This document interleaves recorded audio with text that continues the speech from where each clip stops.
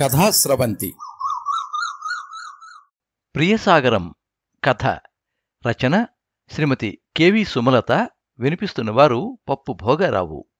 శ్రీమతి KV Sumalatha గారి సాహిత్య ప్రయాణం 47 బాలల కథలు, 23 సామాజిక కథలు, 10 నానో కథలు, కవితలు, నానీలు, హైకూలు 55 రాశారు.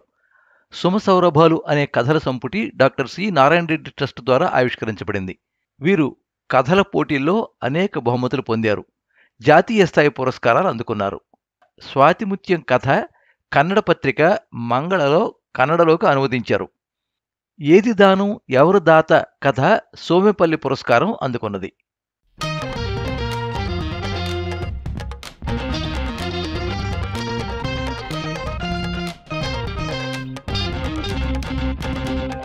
ఎనభై ఏళ్ల వయసులోనూ నవయవనోత్సాహంతో కాలానికి రంగులద్దుకున్న వృద్ధ దంపతుల సినిమా మిథునం చూసినప్పుడు మెరిసే నీటి పొర నిండిన కళ్లతో నువ్వేమన్నావో గుర్తుందా ప్రియా?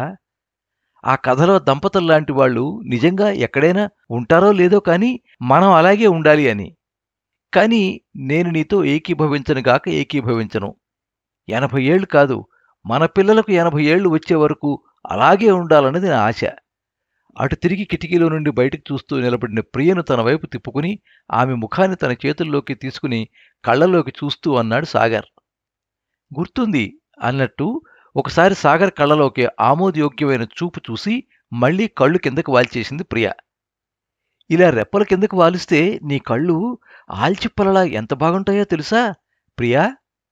వాటిమీద విల్లెక్కి పెట్టినట్టున్న కనుబొమ్మలు ఎంత అందంగా గీసినట్లుంటాయో. ఇక ఈ ముక్కు సన్నగా మొనతేలి ఉంటుంది. దొండపండు లాంటి ఈ పెదవుల అందం ఏమని వర్ణించమంటావు చెప్పు పరవశంగా అన్నాడు సాగర్. ఆ మాటలకు అతడి చేతుల్లో ముఖం దాచేసుకుంది ప్రియ. నువ్వెందుకంత దిగులుగా ఉన్నావో నాకు తెలుసు ప్రియా. నాకు దూరంగా ఉండేరనే బాధ నిన్ను వేదనకు గురిచేస్తుంది కదూ. అది నీకు మాత్రమేనా, నాకు లేదా? ప్రేమగా చేతుల్లో దాక్కున్న ముఖాన్ని గుండెలకు హత్తుకున్నాడు సాగర్. ఉంది అన్నట్లు మరింత దగ్గరకు ఒదిగిపోయింది ప్రియ. ఆ జాగ్రత్త ప్రియా, మన ప్రేమఫలం నలిగిపోతుంది. కొంచెం దూరం తప్పదు బంగారం. అవును నిజంరా, నువ్విప్పుడు కావ్యరచనలో నిమగ్నమైన కవయిత్రివి. మనిద్దరం పాపాయి అనే కావ్యరచయితల ఉన్న తలంపు ఎంత బాగుందో. ఓహ్, ఆ ఊహ నా హృదయాన్ని కోడెలేక దూడలా మార్చి చిందులు వేయిస్తోంది. మన ఇద్దరి ప్రేమ సరికొత్త లేలేత విశ్వంగా నీ ఒడిలో సాక్షాత్కరించే క్షణం కోసం ఉవ్విళ్ళూరుతున్నాను. అందుకే నీ ఎడబాటును కూడా వేదనగా భావించడం లేదు. ప్రియ పొట్టపై మృదువుగా సవరిస్తూ అన్నాడు సాగర్. అంటే నేను లేకపోయినా పడరా? ఉక్రోషంగా అంది ప్రియ. కోపంలో నువ్వు ఎంత అందంగా ఉన్నావో చెప్పనా ప్రియా? అసలు నాకు ఈ మధ్య ఒక జంట కవులకు సన్మానం చేయాలన్న సరదా పుడుతోంది. మీ అమ్మా నాన్నలే జంట కవులు. వాళ్ళు నా కోసం ఎంత అపురూపమైన ప్రబంధాన్ని రచించారు. ఆ గ్రంథాన్ని నాకు అంకితం చేసినందుకు నేను వారికి జీవితమంతా రుణపడి ఉంటాను. అల్లరిగా మెడ కింద చక్కెలిగెంత పెడుతూ అన్నాడు సాగర్.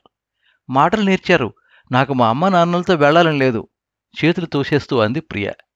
పురిటికి నిన్ను వాళ్ళతో పంపడం నాకు కూడా ఇష్టం లేదు ప్రియా. కానీ మీ అమ్మ నాన్నల మనసు నొప్పించడం నాకు ఇష్టం లేదు.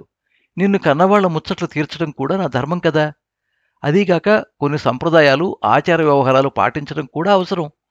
ఏం చేస్తాం, పెద్దవాళ్ల మాటల ప్రకారం మనం నడుచుకోక తప్పదు అన్నాడు సాగర్. మీరు చెప్తే మా అమ్మా నాన్న వింటారు. పెళ్ళయింది మొదలుకొని ఒక్కరోజు కూడా మీకు దూరంగా నేను ఉండలేదు. అమ్మ ఎంత గొడవ చేసినా మీతో కలిసి వెళ్ళి కలిసే వచ్చాను. ఇప్పుడు కొన్ని నెలలు దూరంగా ఉండాలంటే నా వల్ల కావట్లేదు బొంగమూతి పెడుతూ అంది ప్రియ. అబ్బా, నువ్వలా బొంగమూతి పెట్టింది ఎందుకో నాకు తెలియదనుకుంటున్నావా అంటూ చిలిపిగా అన్నాడు సాగర్. అప్పుడే తలస్నానం చేసి వచ్చిన సాగర్ తడితల నుండి కారుతున్న నీటి చుక్కలు నుదుటి మీద నుండి ముక్కు నుండి అతని పెదవుల మీదకు చేరాయి. ఆమె మొహం సిగ్గుతో రాగరంజితంగా మారింది. చిగురుటాకులా పెదవులు రెండూ జరగబోయేదాన్ని ఊహించి వణకడం మొదలుపెట్టాయి. ఒక్క క్షణం సేపు గట్టిగా కళ్ళు మూసుకుంది ప్రియ. ఆ తర్వాత ఇద్దరూ కాసేపు ప్రణయలోకంలో విహరించారు. ఉచ్ఛ్వాస నిశ్వాసాల సవ్వడి కూడా మరిచిపోయారు. ఇద్దరి గుండె చప్పుడులు కూడా ఏకమయ్యాయి. కాసేపటి తర్వాత విడివడిన ఇద్దరూ ఒకరి కళ్లలో ఒకరు చూస్తూ ఇరువురి కళ్లలో కనిపిస్తున్న ప్రతిబింబాన్ని చూసుకుంటూనే ఉండిపోయారు. అరుణబింబం లాంటి నీ మోముని చూస్తే నాలో కాంతి వెలుగుతుంది. నీ స్పర్శతో నాకు తన్మయత్వం కలుగుతుంది. గలగలలాడే నీ గాజుల మోత వినకపోతే నా గుండెకేదో గుబులవుతుంది. ఇల్లంతా సందడి చేసే నీ గజ్జెల మోత లేకుంటే నా మనసంతా మోగబోతుంది. ఒక్క మాటలో చెప్పాలంటే నువ్వు సృష్టిలోని సమస్త వర్ణాలను తనలో పొదువుకున్న నా అందాల హరివిల్లువి. నమ్ముతావు కదూ? 2 చేతులు భుజం చుట్టూ వేసి అడిగాడు సాగర్. నాకు తెలుసు మీకు నేనంటే ఎంత ఇష్టమో. మీకే తెలియడం లేదు మీరంటే నాకెంత ఇష్టమో. మళ్ళీ అలక ఆమె మొహంలో. ప్రియా, నువ్వు ఇక్కడే ఉంటే నాకు ఆనందం కానీ, నిన్ను ప్రాణసమానంగా ప్రేమించే మీ వాళ్లకు నిన్ను దగ్గరుండి చూసుకోవాలని ఉంటుంది కదా. వాళ్ళని ఇక్కడే ఉండిపోమ్మంటే ఉండడం వాళ్ళ కష్టం అని తెలిసినప్పుడు నువ్వు వెళ్లడమే సమంజసం. అవునా? బుజ్జగిస్తూ అన్నాడు సాగర్. వెళ్ళకపోతే వాళ్ళు బాధపడతారు నిజమే, కాని వెళ్తే నేనుండలేనే. ఆమె కళ్ళలో నీటి చుక్కలు. ఏడుస్తున్నావా? నువ్వు ఆనందంగా ఉండాల్సిన సమయం ఇది. నువ్వు మన ఇంటి నుండి వెళ్ళిపోగానే గోదావరి నుండి నీరు వలస వెళ్ళినట్లుంటుంది నాకు. నువ్వు దూరంగా ఉన్నప్పుడు కూడా నన్ను కాపాడుకునే రక్షాకవచం కూడా నువ్వే. ఈ ఇల్లు అణువణువున నీ స్మృతి పరిమళాలను వెదజల్లే పూతోట కావడం ఒక్కటే నాకు లభించిన సాంత్వన. ఆ పరిమళాన్ని శ్వాసిస్తుంటే ఒంటరితనం వెన్నుచూపుతుందనే ధైర్యం. ఆ పూలతో మాల అల్లి గుండె వాకిట తోరణాలు కట్టి నీకోసం వేచి చూస్తాను. అప్పుడు శూన్యం తోక ముడుస్తుంది.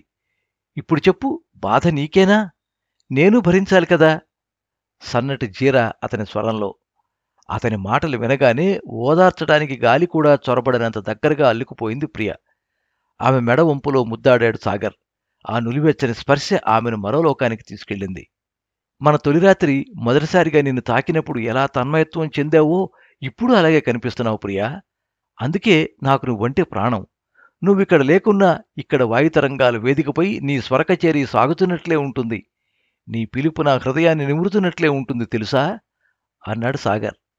ఇవన్నీ వింటూ ఉంటే ఈ రేయి తెల్లవారకూడదు, మనం ఇలాగే ఉండిపోవాలి అనిపిస్తోందండి అంది ప్రియ. సాగర్కి ఆమె కొంచెం కుదిరిపడ్డట్లు అనిపించింది. ఆమె చెయ్యి పట్టుకుని మంచం దగ్గరికి తీసుకొచ్చి ఇలా పడుకుని మాట్లాడుకుందాంరా అంటూ ఆమె తల వెనక్కు వాల్చి పడుకోబెట్టాడు. నేను నిద్రపోనండి, తెల్లవారితే నేను వెళ్ళిపోవాలి అంది మళ్ళీ దిగులుగా ప్రియ. అయితే కబుర్లు చెప్పుకుందాము, కాని అసలు ఏడవకూడదు మరి ముద్దుగా చిన్నపిల్లవాడిలా అన్నాడు సాగర్. కిసుక్కున నవ్వింది ప్రియ. ఏడవడం వల్ల ఆమె కంటి కాటుకు చెదిరింది. నుదుటిన సింధూరం కరిగి ముక్కు కొసలకు చేరుకుంది. ముంగురులు అస్తవ్యస్తంగా నుదుటి మీదకు వాలాయి. అయినా నవ్వేసరికి చక్కనమ్మ ఎలా ఉన్నా అందమే అన్నట్లు కాంతులు ఈనుతోంది. ఇప్పుడు నువ్వెలా ఉన్నావో తెలుసా ప్రియా? అడిగాడు సాగర్. ఎలా ఉన్నాను? గోముగా అడిగింది ప్రియ. నన్ను చూడగానే నీ కళ్ళు అనురాగంతో ఆహ్వానిస్తున్నాయి. ఆత్మీయత ఉట్టిపడేలా నీ పెదవులు పిలుస్తున్నాయి.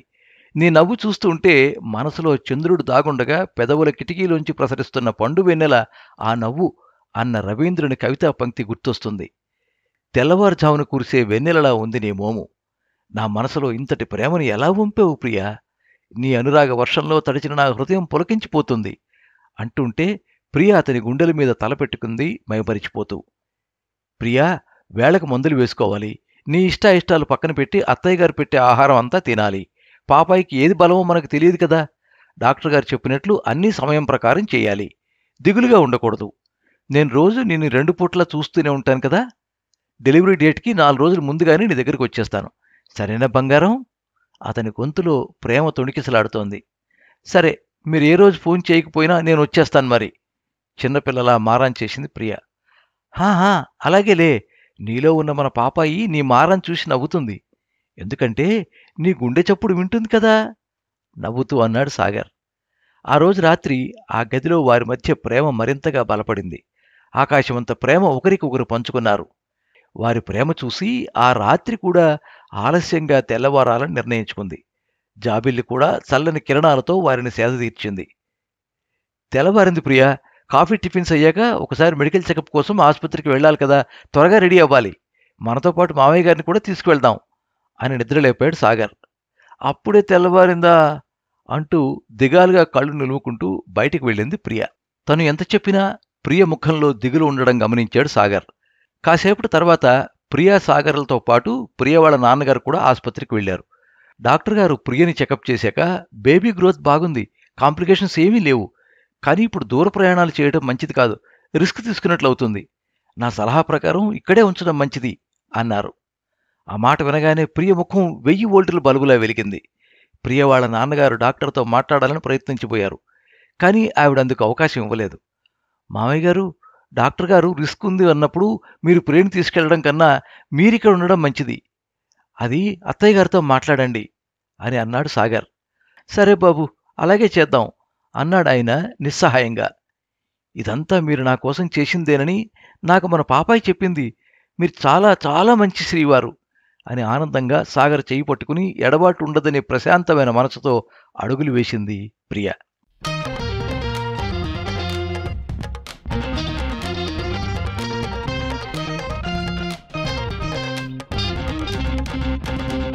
మీరింతవరకు ప్రియసాగరం కథ విన్నారు. రచన శ్రీమతి కెవి సుమలత. వినిపించిన వారు పప్పు భోగారావు. ఈ కథ సహరి అంతర్జాల పత్రికలో ప్రచురించబడింది. ఈ కథ మీద మీ అమూల్యమైన అభిప్రాయాన్ని కింద కామెంట్ బాక్స్లో రాయండి. ఈ వీడియోని లైక్ చేయండి, మీ మిత్రులందరికీ షేర్ చేయండి. ఇలాంటి మరిన్ని మంచి కథలు వినిపించడానికి ఈ ఛానల్ని సబ్స్క్రైబ్ చేసుకోండి. పక్కనే ఉండే బెల్ ఐకాన్ని క్లిక్ చేస్తే ఇలా అప్లోడ్ చేసే వీడియోల వివరాలన్నీ కూడా మీకు ఎప్పటికప్పుడు నోటిఫికేషన్ ద్వారా తెలుస్తాయి. ఎప్పుడు మీ అభిమానాన్ని కోరుకునే పప్పు భోగారావు. సర్వే జనాః సుఖినో భవంతు. కథా స్రవంతి